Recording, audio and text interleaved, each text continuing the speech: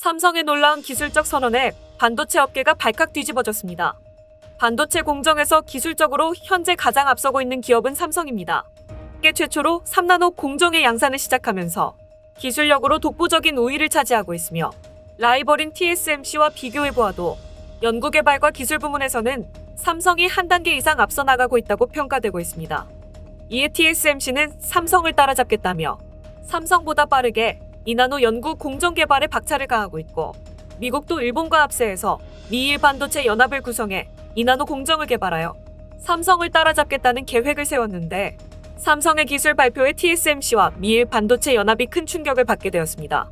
TSMC나 미일 연합이 삼성을 따라잡겠다고 2나노 공정 기술을 개발하려고 열을 올릴 때, 삼성은 이들보다 몇 차원 더 앞선 기술인 1.4나노 공정을 선언했기 때문이죠. 이런 삼성의 압도적인 기술적 선언의 업계는 큰 난리가 났습니다. 삼성이 발표한 1.4나노 기술은 지금 많은 업체들이 열을 올리던 2나노 기술보다 몇 차원 더 앞선 기술이기 때문인데요. 이 소식에 현재 가장 큰 충격을 받은 것은 백악관입니다. 현재 반도체법으로 삼성을 탄압하다시피 하고 있는 바이든 행정부는 삼성을 놓친다면 미국 산업에 막대한 피해가 올 것이라는 비난을 받고 있어 진퇴양난의 위기에 빠진 상황입니다. 이번 시간에는 기술력 하나로 경쟁사들을 모두 압도해버리고 있는 삼성의 기술력에 바이든 행정부가 뒤늦게 삼성을 회유하려고 다가오고 있는 상황에 대해 자세히 알아보겠습니다. 반도체 겨울이 오며 글로벌 반도체 시장이 침체되고 있는 가운데 미국과 일본, 그리고 대만의 반도체 관련 기업들이 끝없이 추락하고 있는 상황입니다. 이런 상황에 미국의 반도체를 부흥시키겠다고 바이든이 빼들은 반도체법은 오히려 바이든의 자충수가 되어 상황을 더더욱 악화시키고 있습니다. 미국은 물론 한국의 반도체 업계에도 악영향을 주고 있는 것이죠. 중국의 반도체를 잡겠다며 무리한 규제를 펼치고 있는 바이든의 정책은 삼성과 SK 같은 기업에도 큰 타격을 주었지만 인텔, 엔비디아, 마이크론과 같은 미국 주요 반도체 기업들도 큰 타격을 받으며 일제히 주가가 떨어지고 있습니다. 이 같은 상황은 중국에 대한 의존도가 높았던 미국의 반도체 산업 구조에서 바이든이 무리하게 중국과의 거래를 막고 탈중국을 추진한 결과 역으로 미국의 기업들마저 동반하락을 시키며 반도체 업계의 겨울을 더 춥게 만들고 있는 것인데요.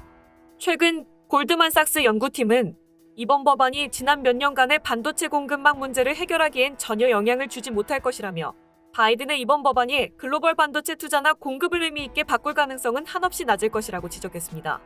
바이든의 자국이기주의적인 행보가 결국 아무에게도 득이 되지 않는다는 것이죠. 하지만 그럼에도 바이든은 반도체법을 밀어붙이고 있으며 삼성을 견제하기 위해 일본과 손을 잡는 행보도 최근에 보이고 있는데요. 최근 일본과 손을 잡고 반도체 개발을 본격적으로 시작한 미일 반도체 동맹이 바로 그것입니다. 최근 들어 미국과 일본의 이해관계가 일치하는 부분이 있는데 그것은 한국과 대만에 비해 반도체 기술이 뒤떨어지기 시작한 것입니다.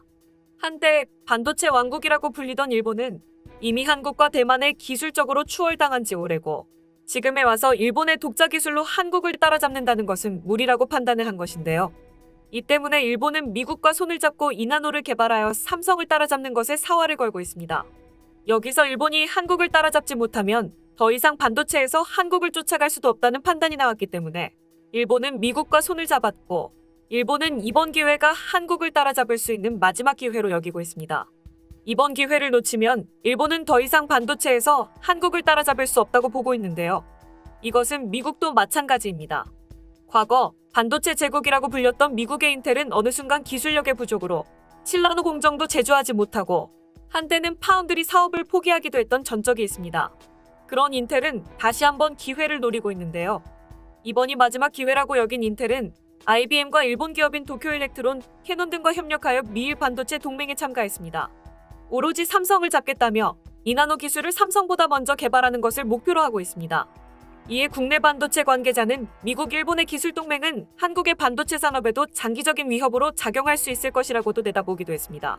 바이든의 뒤통수와 일본과 협력하여 한국을 추격하는 미국, 그리고 TSMC의 추격 등 사방의 적들이 한국의 반도체를 위협하고 있습니다. 하지만 바이든의 뒤통수에 타격을 받은 것처럼 보였던 삼성은 오히려 새로운 기술 혁신을 선언하며 TSMC를 아득한 격차로 따돌리며 치고 나가기 시작했다고 하는데요. 현재 삼성이 발표한 신기술은 미국이 일본과 합작하여 개발 중인 2나노 공정을 아득히 뛰어넘는 기술이라 미일 반도체 동맹에도 비상이 걸렸습니다. 삼성전자는 반도체의 최신의 IT 기업들의 각축장이라고 불리는 미국 캘리포니아주 실리콘밸리에서 삼성 파운드리 포럼 2021을 개최하였는데요.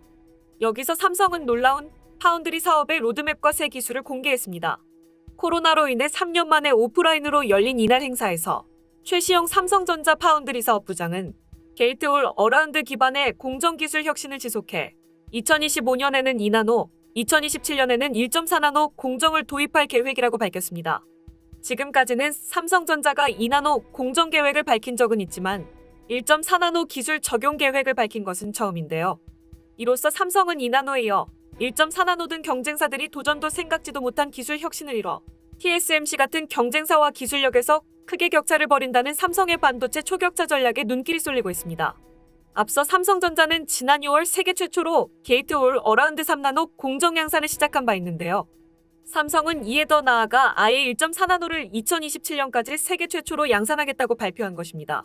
삼성의 이 같은 자신감은 2015년 핀펫 트랜지스터를 세계 최초로 양산하고 지난 6월 GAA 트랜지스터 기술을 적용한 3나노 1세대 공정 양산을 세계 최초로 시작했기에 앞선 양산 노하우를 기반으로 3나노 응용처를 확대할 수 있기 때문이라고 밝혔습니다. 특히 이는 경쟁사인 TSMC가 생산에 들어간 3나노 공정인 핀펫 방식보다 기술적으로 진일보한 방식인데 삼성이 세계 최초로 도입했기 때문에 수율 문제가 아직 남아있지만 2027년 1.4나노 기술의 밑바탕이 될 수 있기 때문에 TSMC나 미일 반도체 연합과 기술 격차를 벌이며 한 차원 앞선 반도체 제조 기술을 손에 넣을 수 있을 것으로 전망되고 있습니다. 이 때문에 TSMC는 비상이 걸렸는데요. 삼성의 1.4나노 개발 일정 선포에 부랴부랴 TSMC도 2나노와 1.4나노를 개발한다고 발표했지만 TSMC의 이런 발표는 삼성을 의식한 발표일 뿐 정확한 날짜나 계획을 밝히고 있지 않아 삼성을 의식하여 단순히 내질러본 선언이라고 많은 전문가들은 분석하고 있습니다. 또한 삼성은 1.4나노 공정이 도입될 2027년까지 생산 능력을 올해 대비 3배 이상 늘리겠다는 계획을 내놓아 앞으로 세계 반도체 시장이 큰 요동을 칠 것으로 전망하고 있습니다. 지금까지 TSMC를 중심으로 움직이던 세계 반도체 시장이 앞으로는 삼성을 중심으로 재개편될 것이라고 전문가들은 관측하고 있는데요. 이런 전문가들의 의견은 그만큼 삼성의 기술력을 신뢰하고 있다는 것이기도 합니다. 반면 TSMC는 생산 공정 개발이 지지부진한 것을 넘어 반도체 가격을 올리며 스스로의 경쟁력을 깎아먹고 있습니다. 물론 세계가 원자재 인상으로 반도체 가격이 오르는 것 사실이지만 유난히 TSMC는 가격을 더 올리고 있어 업계에서는 TSMC가 투자 부담을 고객에게 떠넘기고 있다는 비판이 나오고 있습니다. 이는 올 초 지진으로 TSMC 본사가 타격을 입은 것과도 관계가 크다고 보고 있는데요. 삐끗하면 뒤처져 버리는 첨단 산업 시장에서 TSMC의 가격 인상과 악재는 TSMC의 좋지 않은 결과를 가져올 것으로 보입니다. 이제는 대만이 지고 한국의 반도체가 다시 뜨고 있는 것인데요. 이를 증명하듯 세계 1위 반도체 장비 업체인 어플라이드 머티어리얼즈의 투자 전문자 회사인 어플라이드 벤처스가 한국에 2,500만 달러를 투자하며 한국의 반도체 기업들과 손을 잡았는데요. 어플라이드 벤처스의 아난다 카마나바 대표는 한국은 투자 매력도가 높은 기술과 인력을 갖춘 스타트업이 많은 나라라며 한국은 투자 기회의 나라라고 밝혔습니다. 또한 반도체 노광 장비 1위 기업인 네덜란드의 ASML도 한국에 크게 투자하면서 코리아 테크놀로지 센터를 열며 한국에 투자를 했습니다. 세계 최대 반도체 장비 업체들이 한국에 투자하면서 그만큼 한국에 큰 기대를 걸며 한국의 투자붐이 일어나고 있습니다. 반면 미국의 반도체 업계들은 제대로 반도체 겨울을 맞이하고 있습니다.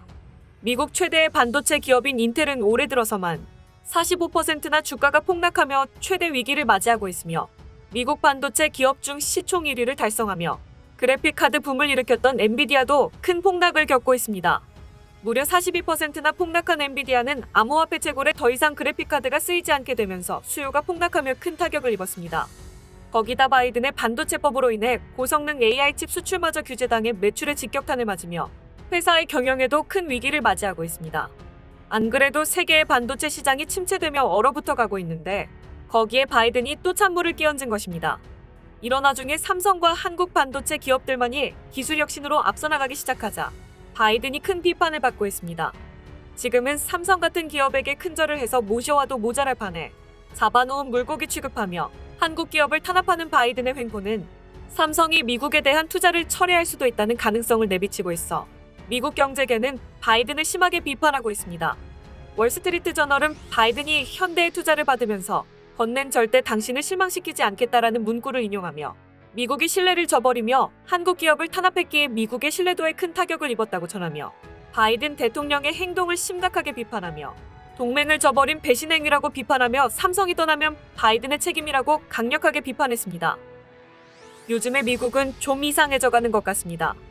과거 미국의 역대 대통령들을 보면 굳건한 국가관과 자국의 민주와 자유를 위해 투쟁하여 국민의 권리를 쟁취하겠다는 위대한 사상들을 가진 훌륭한 인물들이었는데 반해 요즘의 대통령들은 과거의 대통령들에 비해 품격이 떨어지고 자신들의 이기심만 노골적으로 드러내는 인물들이 그 자리에 올라간 듯한 느낌이 들기도 하죠.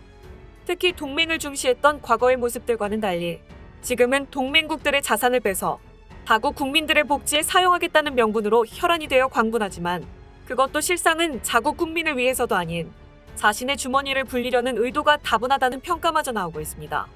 이런 미국의 행보는 미국에게도 이익을 낳고 있지 않으며 오히려 세계에서 미국의 입지마저 떨어뜨리는 좋지 않은 결과를 만들고 있습니다. 오늘 준비한 소식은 여기까지입니다. 끝까지 시청해주셔서 감사합니다. 영상이 마음에 드셨다면 구독과 좋아요를 눌러 응원 부탁드리겠습니다.